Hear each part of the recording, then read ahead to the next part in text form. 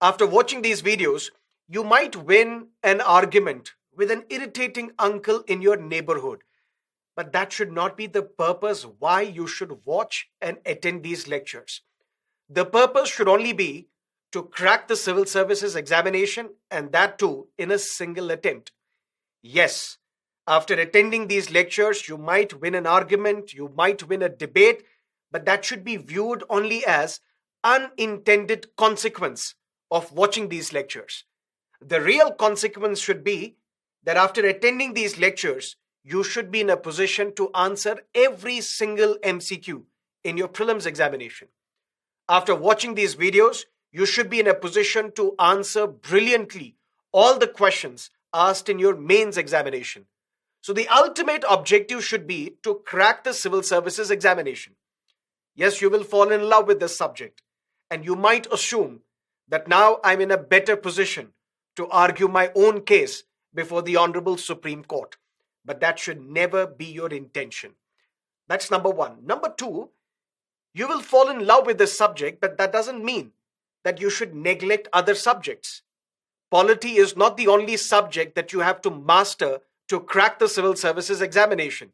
There is history, there is geography, there is ethics, there is your optional subject. So you will have to equally devote your time and attention to all the subjects so that you crack the civil services examination. Yes, you will fall in love with this subject, but that doesn't mean you should focus your entire energy and attention towards studying Indian polity. Listen to me carefully. Animal Farm, one of the beautiful novels written by George Orwell, wherein he says and he writes, all animals are equal. But later on he changes his position and says, all animals are equal, but some animals are more equal than others. For this examination, all subjects are equal, but there are some subjects which are more equal than others. And which are these three subjects that you should focus more on?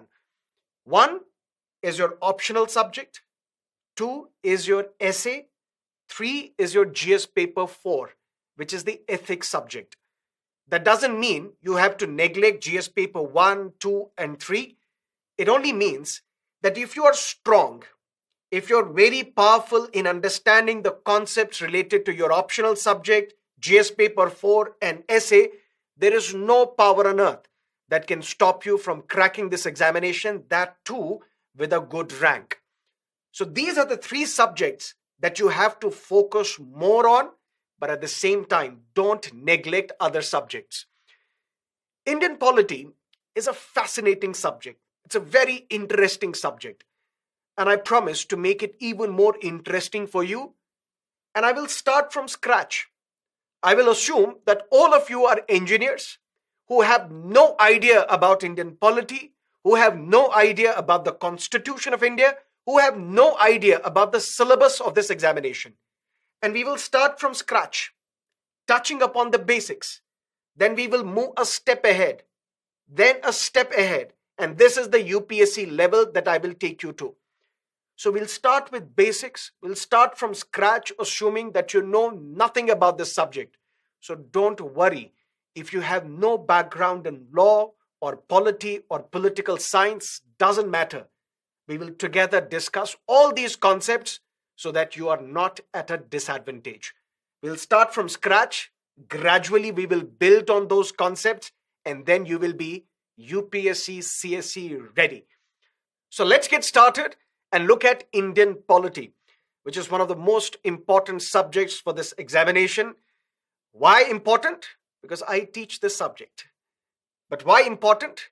Because of the sheer amount of marks that are allocated to this subject. You would know that this civil services examination is a 3-tier examination system. Prelims, followed by main or mains, and then the personality test. And Indian polity is relevant in all the 3 stages of your examination process, whether it is prelims or mains or the personality test. Let's look at the data. Data from the year 2011. Why 2011? This is when the examination pattern changed. This is when CSAT was introduced in the civil services examination. Then we saw a major revamp in the syllabus of this examination from 2013 onwards. That is why let's look at the statistics from 2011 onwards and look at the amount of marks that have been allocated to Indian polity. Look at the number of questions that have been asked in your prelims examination from Indian polity. And the number ranges. Sometimes 20, sometimes 22, sometimes 15, sometimes 17. Look at 2011. Close to 12 questions were asked from Indian polity in your prelims exam. In 2012, the number jumped to 20. In 2017, the number jumped to 22. In 2021, the number was 17. GS paper 1 of your prelims exam is of 200 marks. And the cutoff varies. Cutoff depends upon the difficulty level of the question paper. Cutoff also depends upon the number of vacancies. If the number of vacancies are less, the cutoff will rise. If the difficulty level of the question paper is high, the cutoff will be low. So cutoff varies, sometimes 97, sometimes 100, sometimes 105.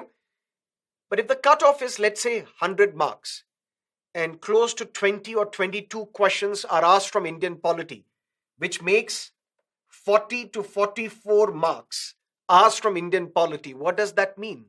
That signifies the importance of this subject. Indian polity is a very interesting subject. I promise to make it even more interesting. But at the same time, it's a very important subject for your prelims exam. Why? Look at the sheer number of marks that have been allocated to the subject. Look at the sheer number of questions that have been asked from Indian polity in your prelims examination. That is what makes Indian polity one of the most important subjects for your prelims examination.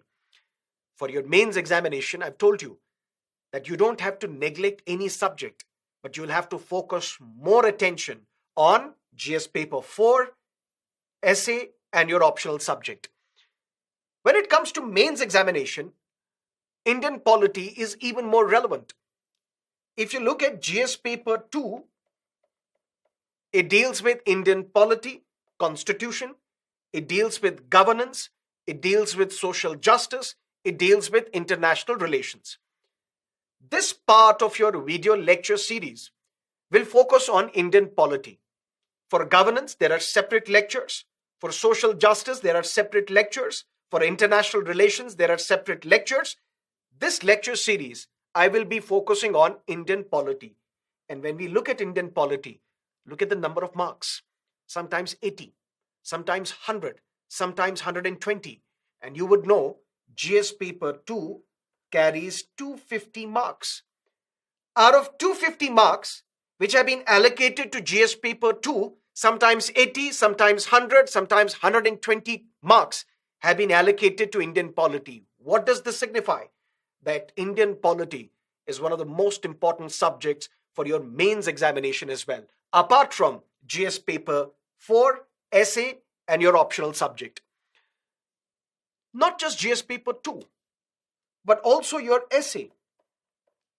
Look at the type and kinds of essay topics that have been asked in the recent years. You will notice that if you are strong in law, if you're strong in constitution, if you are well versed in various fundamental rights that are available to you and me, if you are well versed about the judicial verdicts given by the Honorable Supreme Court, you will be in a better position to cite these fundamental rights, to cite these laws, to cite these judicial verdicts in your essays. And this will surely help you to gather more marks, to obtain more marks in your essay as well. So Indian polity, not only relevant for your prelims, relevant for your mains as well in GS paper 2. Not only in GS paper 2, but in your essay paper as well. Not just in essay paper, also in your personality test. Once you clear the prelims exam, then you are eligible to appear in the mains examination. Once you crack the mains examination, you have to appear before the interview panel. And in the interview, in the personality test, you will be asked questions related to Indian polity. You may be asked about the controversies. For example, what is your take on the hijab controversy? What is your take on the Citizenship Amendment Act? Does Citizenship Amendment Act violate Article 14 of the Constitution? What is secularism? What is the doctrine of the basic structure? What do you mean by Aadhaar? Is Aadhaar against privacy? Does Aadhaar violate right to privacy, which is a fundamental right under Article 21 of the Constitution? So if you're good in Indian polity, you will surely make a mark before the interview panel as well. That is what makes Indian polity one of the most important subjects for your mains examination. So Indian polity is relevant for prelims, for mains, not just in GS paper 2, but also in your essay, as well as in your personality test, which means Indian polity is relevant in all the 3 tiers of your examination system, whether it is prelims, mains, or the personality test. And I told you, I'll make you fall in love with this subject. But that doesn't mean by attending these lectures, you should focus on winning an argument with your friend, winning a debate competition in your college or university, engaging in a political discussion with your uncles. That should only be treated as unintended consequence. The consequence, and the only consequence that you should focus on, is that by attending these lectures, by watching these videos, I should be able to crack the civil services examination, that too in a single attempt, that too with a good rank. Indian polity, if it is very important to understand, to master, if you want to crack the civil services examination, and we have understood now that Indian polity is significant, is important, because of its relevance in all the 3 tiers of the examination. But what exactly do we have to study in Indian polity? We'll have to focus on 3 important aspects. We have to focus on the Constitution. What is the Constitution of India? And we'll also have to compare this Constitution with the Constitution of other countries. For example, United States of America. For example, United Kingdom. For example, France. For example, Japan. For example, South Africa. So Constitution of India is one aspect that we will have to focus on. And in the Constitution, we will have to discuss Preamble. We'll have to discuss Union and its territory. We'll have to see how the states are reorganized in India, how the state can be bifurcated, how 2 or more states can be merged to create one state. We have to look at citizenship as well. Who is the citizen of India?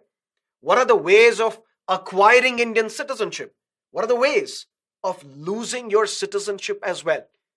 We'll have to look at fundamental rights. What is this right to equality? What is this right against discrimination? What is untouchability? What is freedom of speech and expression? What is right to life and personal liberty? What is right to constitutional remedy? What are these religious rights that are available to everybody who is present on the soil of India? We'll have to look at directive principles of state policy. We'll have to look at fundamental duties. We will have to look at institutions such as the Office of the President of India, Vice President, Prime Minister, Council of Ministers. We'll have to look at the Governor, the Chief Minister. We'll have to look at elections, how the elections are conducted in India. We'll have to look at the Judiciary. We'll have to look at Panchayati Raj institutions. We'll have to look at various constitutional bodies such as Union Public Service Commission, the central recruiting agency of the Government of India, which conducts this civil services examination that you're all preparing for. So one aspect that we will have to focus on in Indian polity is the Constitution of India, and we'll have to compare this Constitution with the Constitution of other countries as well. The second thing that we'll have to focus on in these lectures are the laws passed by the Parliament. For example, in 2019, a law was passed by the Parliament called Citizenship Amendment Act, CAA 2019. A law was passed by the Parliament before that called Aadhaar. There are discussions that a law will be passed by the Indian Parliament which will raise the minimum legal age of marriage for girls from 18 to 21. A law was passed in the year 2016 on Child Labor Prohibition and Regulation Act of 2016. All these laws passed by the Indian Parliament, relevant for the examination, that is going to be the focus number 2 of these lectures. We don't have to discuss all the laws passed by the Parliament, but only those laws which are important for the civil services examination. Sir, how do I know? Which are these laws which are important for the civil services examination? That is why you have enrolled for this program. That is why you are watching me. That is why you are attending these lectures. I am going to tell you which are these laws passed by the Indian Parliament which are relevant for the civil services examination. And there will be some laws passed not by the Parliament but some of the state legislatures in India, some of the states in India. Some of these laws are also important for the civil services examination, and we will focus on those laws as well. So number 1, if Indian polity is something that we have to study and discuss, if Indian polity is one of the most important subjects for your examination, but exactly what do we study in Indian polity? We'll have to focus on number 1, the Constitution of India. Number 2, the laws passed by the Parliament, and some of the laws which are very important passed by some states. That's also going to be our focus. And the third important focus is on judicial verdicts. What did the Supreme Court say in 2015 on freedom of speech and expression? What did the Supreme Court say on how the judges are to be appointed to the Supreme Court and High Court? What did the Supreme Court say on sedition? What did the Supreme Court say on Sabrimala? Should women of all age groups be allowed to enter the sanctum sanctorum of the Sabrimalai temple? What did the Supreme Court say on this matter? What did the Supreme Court say on Ayodhya?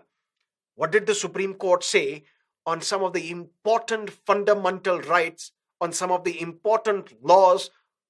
And what was the interpretation of the Supreme Court on some of the important constitutional articles?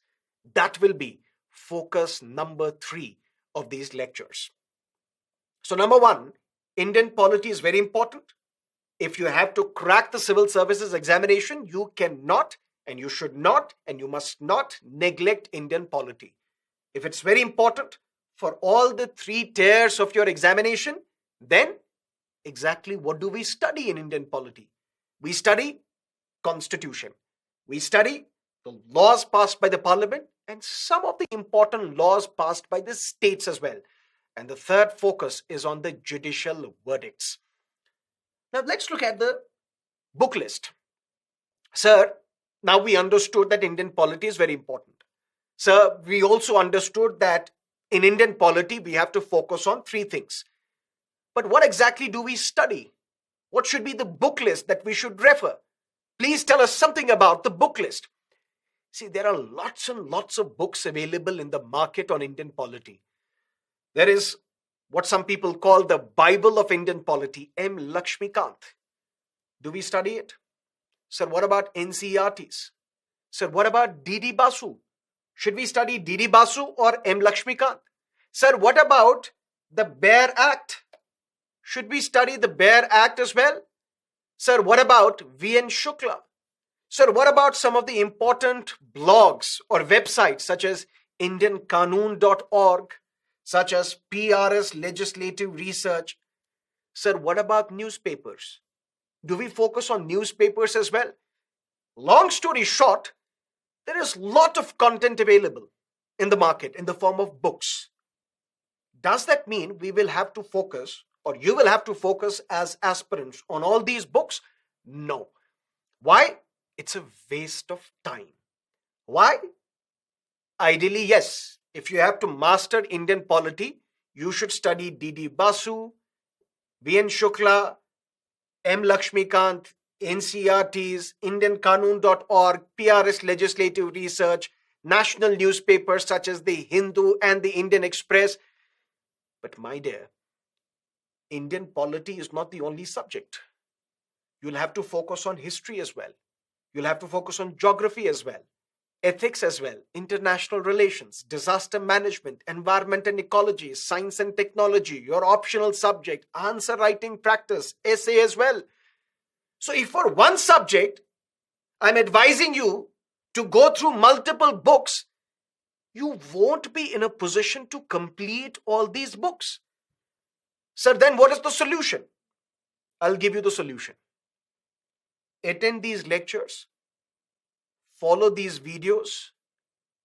This should be the most important source for your knowledge, for your information. Do not skip these videos. Number one. Number two, go through M. Lakshmikant. But my dear, let me be categorical here. M. Lakshmikant is going to help you only in your prelims exam, not in your mains examination. And I will tell you slightly later why. Just focus on these video lectures, these classes. Focus on M. Lakshmikant and focus on two national newspapers. Which are these two national newspapers that you should focus on? One is the Hindu newspaper and the other is Indian Express. Sir, which edition of these newspapers? Preferably the Delhi edition of these newspapers. Sir, but I'm not from Delhi. How do I access these newspapers? Keep one thing in mind, and this should be your philosophy. If there is a problem, there is always a solution. Whenever in your life or in your studies you encounter a problem, please realize the first thing that you should realize is for this problem, there already exists a solution. You just need to open your eyes, open your ears, and find out that solution. There is always a solution. There is no problem in this world which does not have a solution. So what is the solution? E-paper, my dear friends. E-paper of the Hindu newspaper. E-paper of the Indian Express. And these newspaper editions you can read even at 4 o'clock in the morning, 5 o'clock in the morning. So you don't have to wait for the newspaper wala to deliver newspaper at your doorstep. You can attend, you can read these newspapers, the online edition of these newspapers. All you need to do is subscribe to these newspaper editions, the Delhi edition of the Indian Express and the Hindu newspaper. Problem solved. Clear? I can anticipate another question on your mind. Sir, first should I read the book and then attend your videos, watch your videos? What should be the strategy?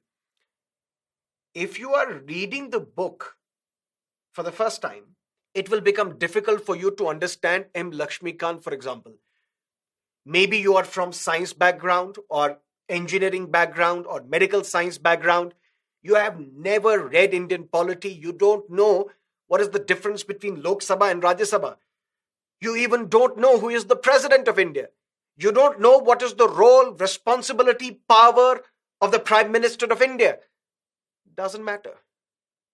But if you read book on your own, it will take you a lot of time. So what you should do, first attend these lectures, watch these videos, and then once you have understood these concepts, then revise the same facts and concepts, revise the same topics, revise the same chapters from M. Lakshmikant. So if you have watched a video lecture on Preamble, once you are done with that lecture, then revise the same lecture from M. Lakshmikant. Sir, then what is the role of the newspaper? Let's say, for example, you have attended the lectures on fundamental rights. And now you have understood what is this Article 19, Clause 1, Clause A of the Constitution, which deals with freedom of speech and expression. Freedom of speech and expression, which is a fundamental right. I will tell you later what is a fundamental right. Why are fundamental rights called fundamental? How many fundamental rights do we have? But here, just for the sake of the argument, if you have understood what is freedom of speech and expression by attending these lectures, by watching these videos, then revise the same topic from M. Lakshmikant. And then newspapers. Because in newspapers, there are umpteen stories on the violation of freedom of speech and expression. Freedom of speech and expression of citizens is getting violated. These rules issued by the government, they violate freedom of speech and expression. The Supreme Court has given a beautiful, brilliant judgment on freedom of speech and expression. Where do we find this? In the newspapers. So attend these lectures first, then read the same chapter, same topic from M. Lakshmikant, and then link it with current affairs. What is happening in India right now? My dear, you have completed the entire syllabus. Just focus on these video lectures, revise the same chapter topic from M. Lakshmikant, and see if there is a link with current affairs. Every topic that we study has to be linked with current affairs, because current affairs is the most important aspect for your examination.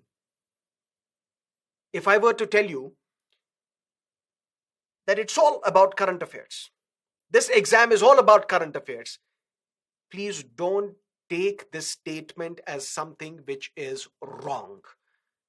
This exam is all about current affairs. I'll tell you something very honestly, with hand on my heart. If you study all the topics, if you read all the topics that are mentioned in the syllabus and link these topics with current affairs, I promise that you will crack this examination. Sir, can I skip newspaper? No. If you skip newspaper, you will never clear this exam. I'm not saying you may or you may not clear the exam if you skip the newspaper. I'm being categorical. I'm telling you very bluntly, if you skip newspaper, you skip the chance of qualifying this examination. On the contrary, if you focus only on current affairs, if you focus only on newspaper, I guarantee that you will crack this examination. But you cannot understand newspaper unless and until you know the static part, unless and until you know the concepts behind these newspaper articles. For that, you have to attend these lectures. For that, you have to read M. Lakshmikant. And if possible, if you have time, I know some of you may be very busy with your lives, maybe because of your college or university, maybe because of your job, you're working in a corporate sector where you don't have enough time. You may only have weekends to spare to prepare for this examination. I understand that it will be very difficult for you to read various books, various book lists to follow. For you, if you don't have time, skip everything. Just focus on these videos plus Lakshmikant plus newspaper. But if you have time, then please go through these two very beautifully written books, NCERT books of class 11th, Political Theory and Indian Constitution at Work. These are not difficult books to understand. So what is the book list?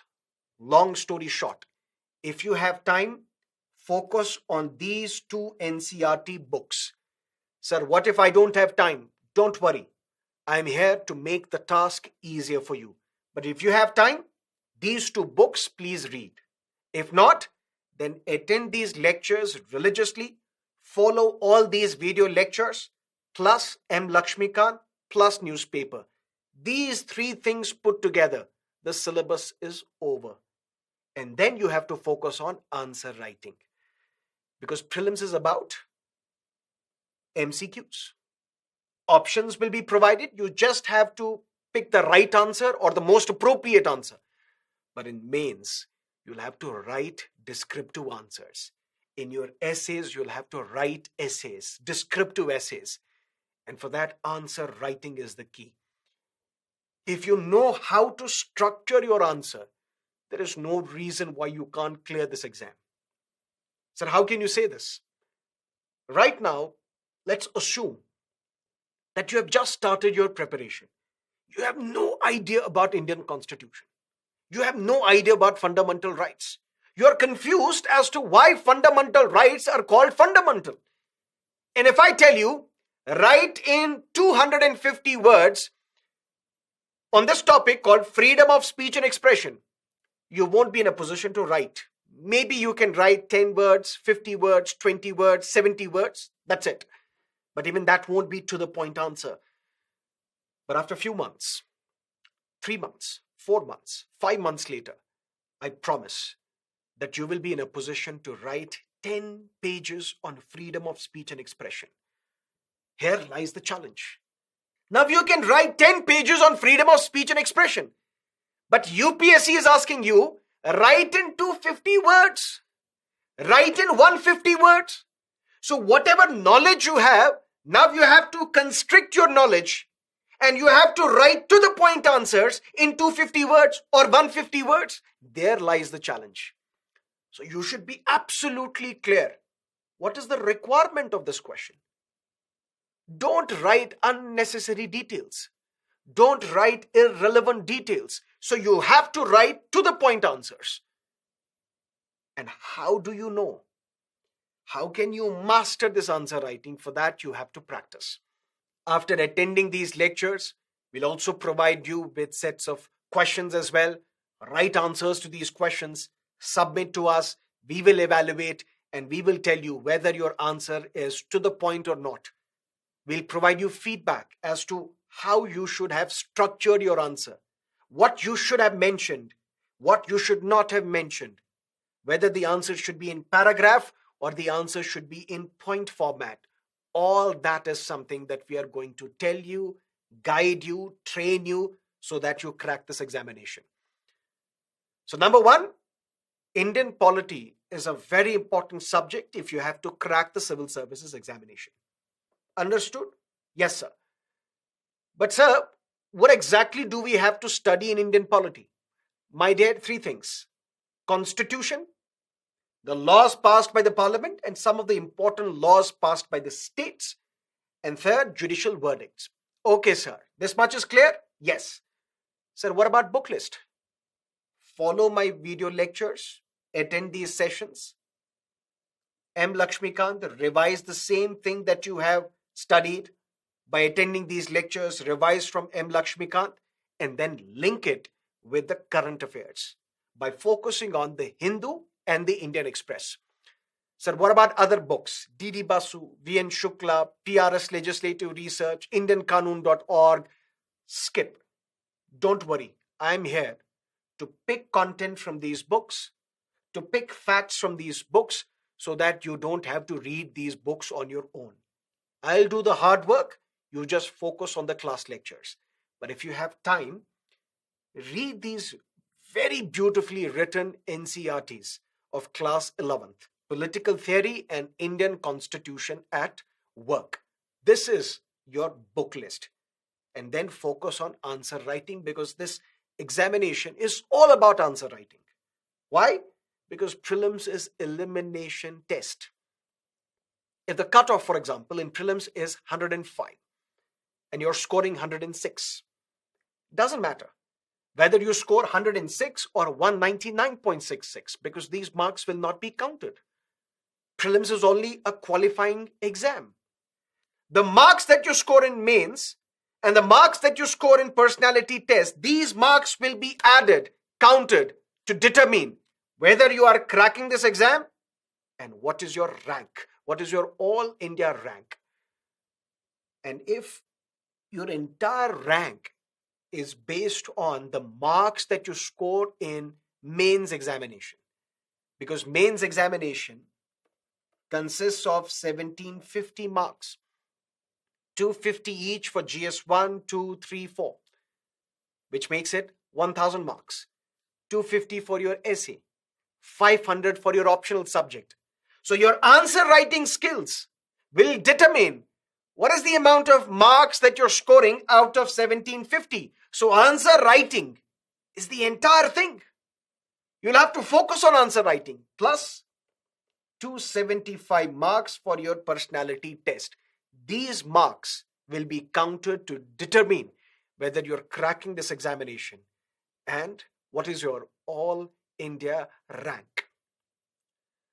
Now let's look at the strategy that you should follow to understand Indian polity for the civil services examination. One is prelims, and then we have mains. Prelims is about two things. UpsC will focus on whether you have the factual understanding or not, and whether you have the conceptual clarity or not. In your prelims examination, the UpsC will focus on whether you know the facts, whether you have understood the concepts or not. In mains examination, the focus again is on two things. One, UpsC will judge you whether you can elaborate and whether you can analyze. What? The same facts and concepts that you have studied for prelims examination. Whether you can analyze the same facts and concepts that you have studied for the prelims examination. So long story short, UpsC will judge your factual understanding, your conceptual clarity when it comes to prelims examination. And in mains examination, the UpsC will focus on whether you can elaborate the facts that you have studied, whether you can analyze the concepts and facts that you have studied for the prelims examination.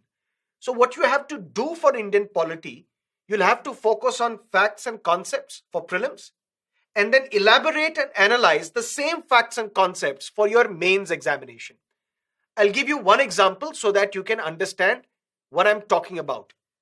For example, this is the question which was asked in prelims 2015. Indian polity, one concept called joint sitting of both the houses of Indian Parliament. We'll discuss in Union Legislature that there are two houses of Indian Parliament. Lower house called Lok Sabha, upper house called Rajya Sabha. If a bill is to be passed, for example, a law is to be passed, this law should be passed, or this bill should be passed by both houses of the Indian Parliament, Lok Sabha as well as Rajya Sabha. What if on this bill there is a deadlock? Deadlock in the sense, Lok Sabha agrees with this bill but Rajya Sabha does not. Or Rajya Sabha agrees with this bill but Lok Sabha does not. Which means on this bill there is a deadlock. Since both the houses, they are not in agreement with this bill. Now how do we resolve this deadlock? The president is empowered that he can call a joint sitting of both the houses of the Indian Parliament. That means this bill on which there was a deadlock, one house agrees, the other house disagrees. Now how do we resolve this deadlock? This bill will be presented before the joint sitting of both the houses. Both Lok Sabha as well as Rajya Sabha will have to come together and discuss this bill. Either approve this bill or reject this bill. That is what we call joint sitting of both the houses. UpsC is focusing on one fact, one concept. And UpsC is asking you that when a bill which is referred to this joint sitting, this bill should be passed by what type of majority? We'll discuss slightly later what are the different types of majorities in Indian parliamentary setup. Absolute majority, simple majority, effective majority, special majority. And UpsC is, in prelims examination, focusing on this fact, focusing on this concept, whether you know this or not, that when a bill is presented to this joint sitting of both the houses, what type of majority is required to pass this bill? And the answer is a simple majority of members present and voting. What is this simple majority of members present and voting? We'll discuss slightly later. But here, just keep in mind that UpsC in prelims examination is focusing on this fact, focusing on this concept, whether you know this or not, that when a bill is presented in this joint sitting of both the houses, what type of majority is required to pass this bill? But same subject, polity, same concept, joint sitting, can be asked in your mains examination as well. And this question was asked in mains 2017. What is the question? The Indian Constitution has provisions for holding joint sessions of the two houses of the Parliament. Enumerate the occasions when this would normally happen and also the occasions when it cannot, with the reasons as well. That means here UpsC is asking you to elaborate on this concept. of joint sitting of the houses of the Indian Parliament, and also analyze why is it that in some occasions there cannot be a joint sitting of the two houses. For example, when a constitutional amendment bill is to be passed, this constitutional amendment bill, now what is a constitutional amendment bill? Bill is a proposal. Now the proposal is to amend the constitution. Let's say the proposal is to add another fundamental right. The proposal is to add a directive principle of state policy. The proposal is to add a fundamental duty. To add something in the constitution means amending the constitution. But this bill, this proposal to amend the constitution should be passed by both houses of the Indian Parliament separately. That means Lok Sabha has to pass it, Rajya Sabha has to pass it separately. On a constitutional amendment bill, there can be no joint sitting of the houses of Indian Parliament. On a money bill also, which we will discuss later, there can be no joint sitting of the Parliament. But an ordinary bill, there can be. On a financial bill, there can be. That is what you will have to elaborate while writing this answer for your mains examination, which makes it abundantly clear that what is the strategy that you will have to follow for Indian polity. For prelims, you will have to focus on facts and concepts. And for mains examination, you will have to elaborate the same facts and concepts that you studied for prelims and analyze these facts and concepts as well. This should be your strategy for Indian polity. And we will focus on both prelims as well as mains in these lectures, so that these lectures become your one-stop destination for all your requirements for Indian polity. So what have we studied? What have we understood as of now? We looked at that in these lectures, in these video lessons, we'll start from scratch.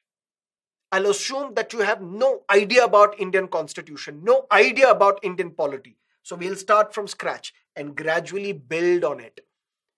Indian polity is very important. Why? Because it is relevant for prelims, mains, in mains relevant for GS paper 2 as well as the essay, and relevant for the personality test as well. If it is so important, then what is the book list? The book list is follow these lectures plus M. Lakshmikant plus national newspapers, the Hindu and the Indian Express, full stop. But if you have time, focus and read the 2 NCERT books that I've suggested as well. Then what should be the strategy? And the strategy is focus on facts and concepts, elaborate them, analyze them, because this elaboration and analysis is going to help you in your mains examination. And we will focus on both prelims as well as mains examination when it comes to these lectures. But what did I tell you? That Indian polity will have to focus on 3 things: constitution, the laws passed by the parliament, and the judicial verdicts.